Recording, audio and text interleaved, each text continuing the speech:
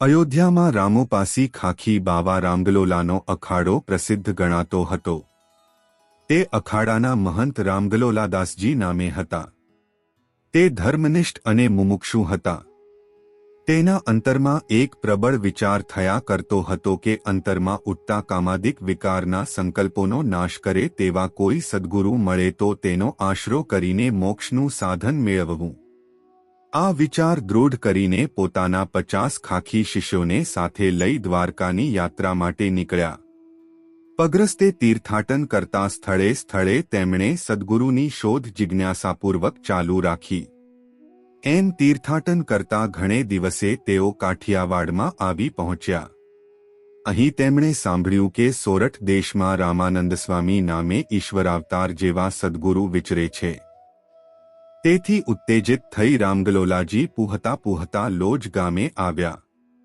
લોજમાં રામાનંદ સ્વામી વિરાજતા હતા. તેમની પાસે આવીને દર્શન કરતા જ અંતરમાં એક પ્રકારની શાંતિનો અનુભવ થયો અને ચિત્તનું સમાધાન થતાં સંકલ્પના વિકારો શમી ગયા.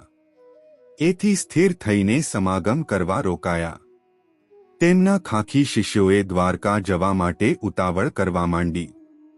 ત્યારે તેમને રામગલોલાજીએ સ્પષ્ટ કહી દીધું કે મારે તો અહીં જ દ્વારકા છે. હવે તમારે સૌને જવું હોય તો ઘણી જ ખુશીથી જાઓ. હું તો અહીં જ રહેવા ઈચ્છું છું. પછી તો પોતાની તમામ રિયાસત અને મિલકત વગેરે જે કંઈ હતું તે બધું શિષ્યોને આપી દઈ રવાના કર્યા. રામાનંદ સ્વામીએ રામગલોલાજીને ભાગવતી દીક્ષા આપીને તેમનું નામ આનંદાનંદ રાખ્યું.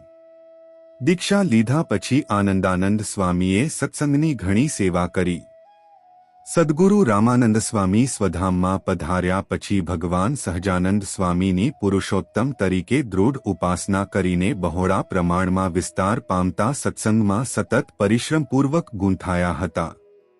શ્રીજી મહારાજ તેમને ટૂંકા નામે ભાઈ આનંદ સ્વામી તરીકે બોલાવતા હતા.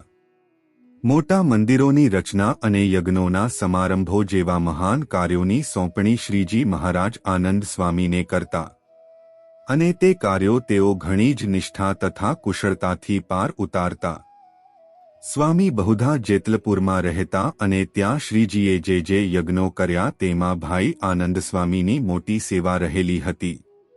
એક યજ્ઞ વખતે ચાલુ સમારંભે ઘીના કુલડામાં ઘી ખૂટ્યું છે એમ આનંદ સ્વામીએ જણાવ્યું ત્યારે શ્રીજીએ એક કુલડાને સોટી અડાડીને કહેલું કે જુઓ આમાં ઘી ભર્યું છે. પછી આનંદ સ્વામીએ તેમાંથી પુષ્કળ ઘી વાપર્યું હતું. આમ શ્રીજીએ આનંદ સ્વામીને રાજી કર્યા હતા. સ્વામી પણ મહારાજની સેવા પૂજા માટે ખૂબ કાળજી રાખતા.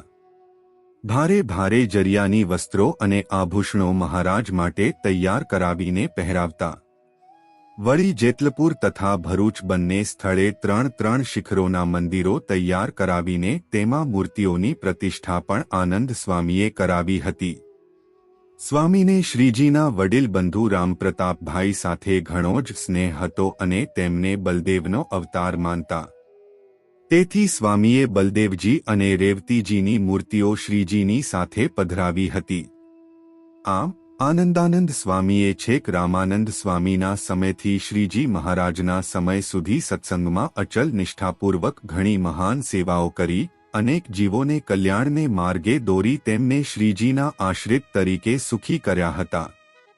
તેઓ જેતલપુર મુકામે અક્ષરનિવાસી થયા હતા. જય શ્રી સ્વામિનારાયણ.